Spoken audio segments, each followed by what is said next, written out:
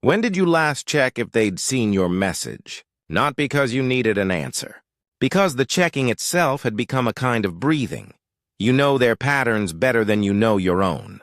You know what a slow reply means, what a fast one means, what silence means when it stretches into a second day. You have built an entire interpretive science around a person who has, in every plain and outward way, told you they do not want what you want. And still you check. This is not about them anymore. It stopped being about them somewhere in the last few weeks, though you couldn't tell anyone the exact hour it happened.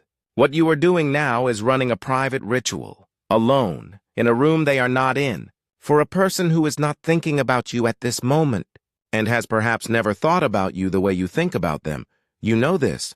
That is the strange part. You are not confused about the facts. You could recite them to a stranger in under a minute. What they said, what they didn't say, why it isn't going to change. Somewhere you have already done the math. You already know how this ends. Because in every version that matters, you have already lived it. And yet knowing has changed nothing about what you do at 11 at night with your phone in your hand. You will read old messages you have already read a dozen times, looking for a tone you might have missed the first 11. You will notice yourself doing this. You will feel, in real time, the specific embarrassment of watching yourself do something you have already diagnosed as pointless, and you will do it anyway. Because the diagnosis and the doing are apparently running on two different systems that do not talk to each other. That gap between what you know and what you do is where this video lives. It is not a small gap. It is not evidence that you are foolish or weak or simply need to try harder. It is evidence of something mechanical, something with its own architecture, something one man mapped out in exhaustive detail more than 100 years ago. The gap is not neutral. It is where you are currently losing. There is one thinker who described this mechanism with more precision than anyone who came after him, and he did it before psychology was even a fully separate discipline. His name is William James, the man who wrote The Principles of Psychology in 1890, and 6 years later, a lecture called The Will to Believe. James spent his career studying exactly this seam, the place where a person knows something and still cannot act on it. He wasn't interested in longing as a subject for poetry. He wanted the mechanism underneath it. How does a thought travel from the mind into the muscles, and what happens to it when it never arrives? He gave us the tools to name what you're going through, even though he never met you and never used your language for it. Drawing directly from the architecture he built, we can call it suspended volition, a state where the will has been engaged, pointed at an object, and then left to idle there indefinitely, neither released nor discharged. James wrote that effort of attention is thus the essential phenomenon of will. Read that again slowly. Not choosing, not deciding. Sustained, effortful attention. That is the will itself in its purest form, which means every time you check, every time you replay the last conversation, every time you construct their explanation for you inside your own head, you are not failing to move on. You are actively willing something. You are exercising a muscle that currently has nowhere to put its strength. This video is going to show you the mechanism James discovered, not as comfort, and not as a way to feel better about the checking, but as a diagnosis. Once you can see the machinery, you can no longer pretend you don't know how it works. Here is how James believed the mind actually functions, mechanically, underneath the feeling of longing. Every thought, for James, is not a static picture sitting quietly in the brain. It behaves more like a current, a live charge moving through nervous tissue, searching for a channel. In the 4th chapter of the Principles of Psychology, James describes the nervous system as a network of paths, grooves worn into the tissue by repetition, the same way running water cuts a channel into soil. He wrote that, "Habit is thus the enormous flywheel of society, meaning that once a current has a groove available to it, it prefers that groove. It keeps running through it, expending itself along the same familiar track, unless something forces it into a new one." Desire behaves the same way. When you want someone who wants you back, the current has somewhere to go. It moves outward, meets a response, and is spent, discharged, in James's language, the way tension in a muscle is discharged by the very act it was built for. But when the person does not want you, the current has nowhere to land. It reaches the end of the channel and finds no receiving object waiting there. And a current that cannot discharge does not simply vanish. It recirculates. This is what is happening at 11 at night with the phone in your hand. You are not thinking about them because the thinking is producing anything new. You are thinking about them because the charge has to go somewhere. And in the absence of a real outlet, it runs the only groove available to it. The memory, the last exchange, the version of the conversation where it might have gone differently. Each replay deepens the groove. The deepened groove makes the next replay faster, easier, more automatic than the one before it. This is what a modern observer might call an open loop, a piece of unfinished mental business the mind refuses to file as closed, because closing requires an ending it never actually got. James never used that phrase, but he described its physiology exactly. A nerve current that fails to reach its natural terminus will find another, and the mind experiences that substitute discharge as an involuntary return, as being pulled back to the same thought against its own stated preference. There is a second cost sitting underneath this one, and it is the cost James spent the most time on: atrophy. The will for James was never an inexhaustible resource. It behaves more like a physical capacity, something built and worn by use, exactly the way a muscle or a habit groove is built and worn. Every time you spend the will's attention on a door that is already closed, checking, replaying, hoping for a new outcome from an unchanged situation, you are strengthening the very habit that keeps you exactly where you are. And you are not strengthening the capacity you'll actually need, the capacity to act decisively on a door that is genuinely open. James believed the will gets built through use in whatever direction you keep pointing it. Point it at nothing for long enough, and it becomes extremely skilled at being pointed at nothing. You can audit this in your own history right now. Think of the last 2 or 3 people you wanted who did not want you back. Notice how long the recirculation lasted in each case. Weeks, months, sometimes far longer. Notice that in not one of those cases did the checking, the replaying, the private interpretive science produce a different outcome. The current never found a new channel because you kept running it through the old one every single time. There is one more detail worth naming, because it explains why this particular groove cuts deeper than most. If the person had simply vanished or given you a flat, final no, the current would have had nowhere at all to run, and it would have burned itself out far sooner. What keeps the channel wet, in James's terms, is the occasional, unpredictable trace of warmth. The reply that comes fast for no reason, the joke that lands like it used to, the small gesture that looks for a moment like an opening. Each of those moments does not disprove the pattern. It rewaters the groove. It gives the current just enough of a landing to justify one more run through the same channel, which is exactly why intermittent contact keeps this alive longer than either total presence or total absence ever could. Here is the test, and it is the only test that actually matters. Ask yourself honestly, is there any piece of information that would actually make you act differently? Not feel differently for an evening? Act differently. If the answer is no, if you have already received every fact you need and no new fact is coming, then what you have been calling thinking about them is not information gathering.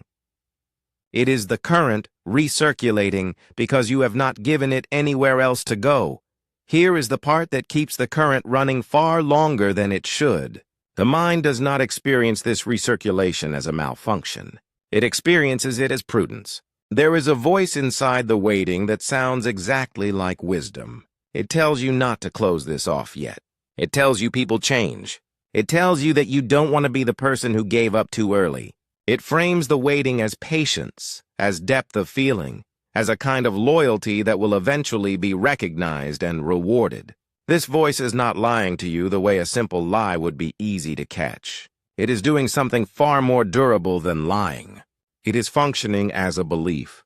And James, in The Will to Believe, gave us the exact anatomy of how a belief like this one survives contact with contrary evidence. James built his entire argument around what he called an option, the decision between two live possibilities. He wrote that a living option is one in which both hypotheses are live ones, and the option becomes what he called genuine when it is forced, living, and momentous. Notice the word forced. James's whole point, argued across an entire lecture, was that some situations do not permit real neutrality. You cannot simply decline to choose and call that declining a non-choice. If the option is forced, declining is itself one of the two choices, dressed up as an absence of choice, but functioning with exactly the consequences a real choice would carry.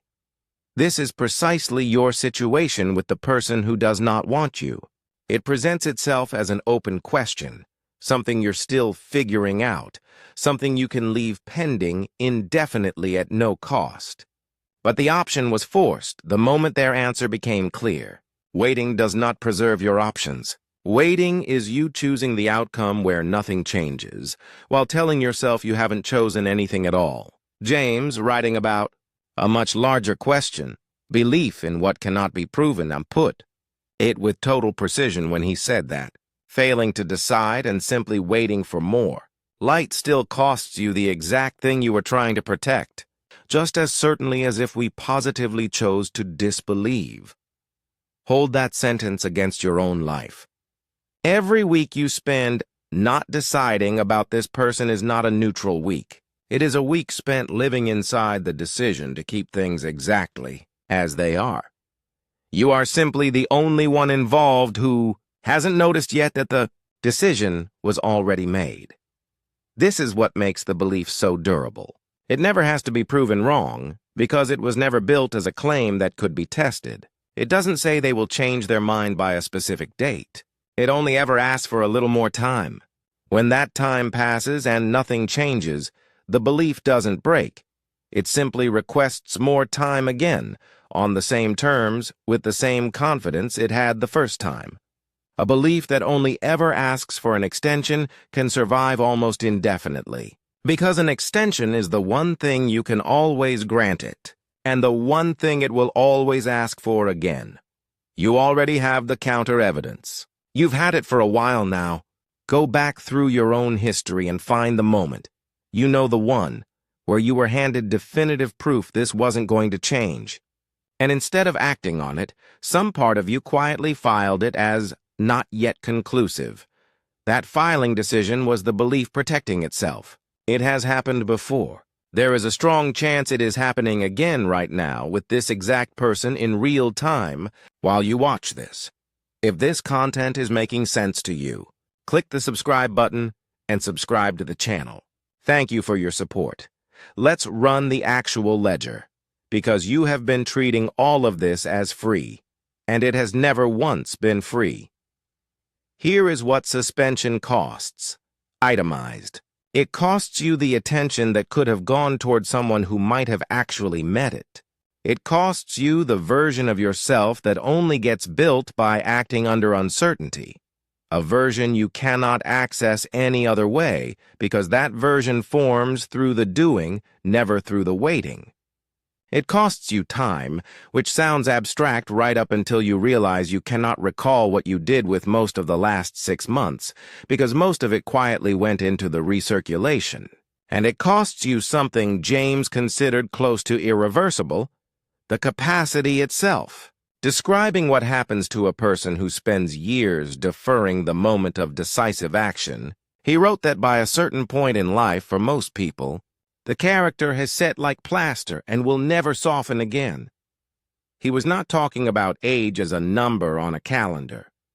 He was talking about a pattern, repeated enough times, hardening into the only pattern you have left to use. Every month you spend rehearsing suspension instead of decisive action is a month spent practicing suspension. You are not preserving your capacity for the future. You are training it to keep doing exactly what it is doing right now. And there is one more line item on the ledger that is easy to miss because it doesn't feel like a cost at the time.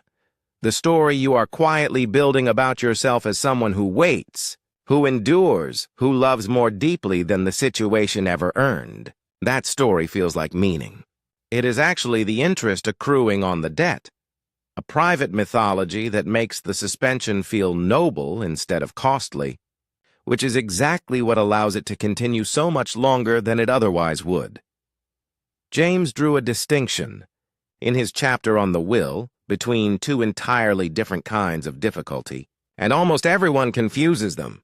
The first is intellectual difficulty, not knowing what's true yet, not having enough information, genuinely needing more facts before a decision can be made responsibly. The second is volitional difficulty, already knowing exactly what's true and simply not being able to make the body move in the direction the mind has already settled on. Most people treat every hard decision as if it belongs to the first category, because the first category is comfortable. It lets you keep gathering, keep researching, keep waiting for one more piece of clarity, when the real obstacle was never a lack of information at all. You are not intellectually confused about this person. You resolved the intellectual question chapters ago. What you are facing now is volitional difficulty, dressed up as if it were still intellectual, because that disguise is the only thing currently letting you postpone the actual muscle work of acting. And here is the part almost nobody tells you. The passage of time does not make volitional difficulty easier. It makes it harder. Every day you don't act, the groove gets a little deeper. The current gets a little more practiced at recirculating, and the eventual act of closing the loop, deleting the number, saying the sentence out loud, walking away from the door you keep quietly checking, gets handed to a mind that now has more evidence for its own cowardice, not less. You are not becoming readier by waiting. You are becoming more afraid and mistaking the growing fear for growing caution. This is the cruelest part of the entire mechanism. It convinces you the fear is data, when the fear is only the debt coming due, and here is the only exit that has ever actually existed. Clarity does not arrive before the act. You have been waiting for a feeling of readiness, a moment where the decision finally feels easy, before you allow yourself to move. That moment is not coming, because that has never been how the will actually works. You do not think your way out of suspended volition.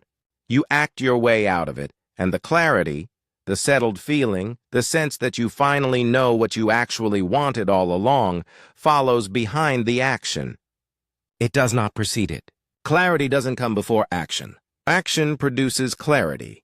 If what you're hearing resonates with you, you'll find real value in my ebooks, Beyond the Shadow and Dialogues with the Unconscious. Both are linked in the pinned comment.